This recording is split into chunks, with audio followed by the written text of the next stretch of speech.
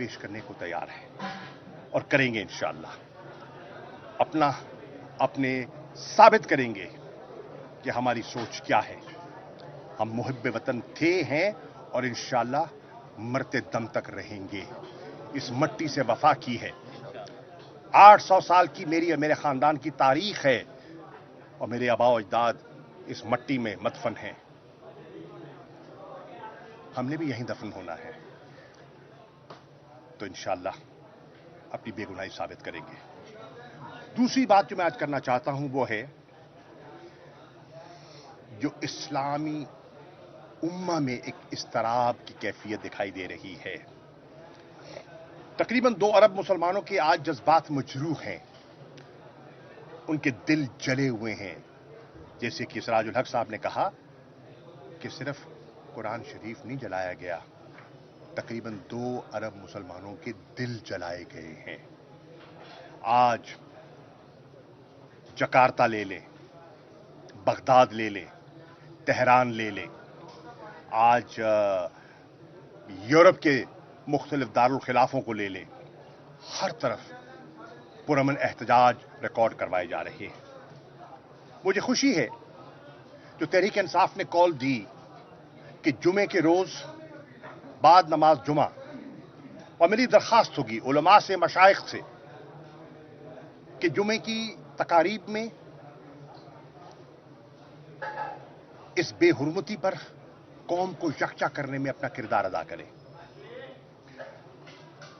और नमाज जुमा के बाद पुरअमन कानून के दायरे के अंदर रहते हुए किसी की दिल आजारी किए बगैर अपनी कौमी यकजहती का मुजाहरा करें। मुझे खुशी है कि आज इस पर एक कौमी इत्तफाक राय पैदा हो चुका है। तहरीक इंसाफ की इस कॉल पर वजीर आजम ने भी उसकी तायद कर दी है और जुमे के दिन कहा है कि तमाम दीनी और सियासी जमातें और मुख्तलिफ मकातब फिक्र मिलकर अपना पुरअमन एहतजाज रिकॉर्ड करवाएं। एक स्पेशल इजलास भी, हंगामी इजलास भी तलब किया गया है पार्लियामेंट का। मैं पार्लियामेंट के मोअज़्ज़िज़ मेंबरान की खिदमत में अर्ज़ करना चाहूंगा, बहैसियत वज़ीर खारजा मैं इस्लामोफोबिया का जो बढ़ता हुआ इंटरनेशनल ट्रेंड है उसको भांपते हुए इमरान खान साहब के कहने पर एक करारदाद लेकर नियाम नाइजर गया OIC के वज़राए खारजा के इजलास में। वहां इत्तफाकी राय हासिल करने में, पैदा करने में अल्हम्दुलिल्लाह पाकिस्तान को कामयाबी हुई और एक मुत्तफ़िक़ा करारदाद पास की गई इस ट्रेंड के खिलाफ। नामूस और जो हमारे की जो नामूस रिसालत के लिए और हमारी अक़दार को जिस तरह फ्रीडम ऑफ एक्सप्रेशन के नाम पर रौंदा जाता है, उस पर पूरी उम्मत मुसलमान यकजा हुई। All the foreign ministers of OIC ने मेरे साथ हाँ में हाँ मिलाई। फिर इसको हम लेकर अक़वाम मुत्तहिदा गए। अक़वाम मुत्तहिदा में पाकिस्तान ने इसमें कलीदी किरदार अदा किया। हमारे जो परमानेंट रिप्रेजेंटेटिव्स थे, जो हमारी वो टीम थी, मेरी हिदायत पर उन्होंने वहां लॉबी की और अल्लाह के फजल व करम से वहां भी हमें कामयाबी हुई और फैसला हुआ कि हर साल 15 मार्च को इस्लामी उम्मा के जज्बात को सामने रखते हुए इस पर एक इंटरनेशनल कंसेंसस बिल्ड हुआ कि हर साल 15 मार्च इस्लामोफोबिया के इस बढ़ते हुए रुझान के खिलाफ इंटरनेशनल कंसेंसस और एक लाइमल मुरतब किया जाएगा और एक दिन मनाया जाएगा।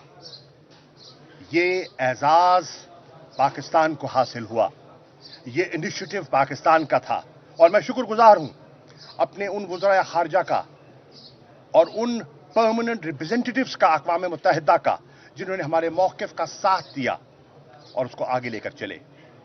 हम इस ट्रेंड को, इस रुझान को बढ़ता हुआ देख रहे थे और उसके खिलाफ पेशबंदी करना चाहते थे और फिर आपने देखा स्वीडन में क्या हुआ। अगर करारदाद से बढ़कर आगे इक़दामात उठाए जाते और कोई पेशबंदी, मनसूबाबंदी की जाती तो हम फ्रीडम ऑफ एक्सप्रेशन के भी कायल हैं, कतई नहीं चाहते, لیکن اس کی حدود و قیود ہیں.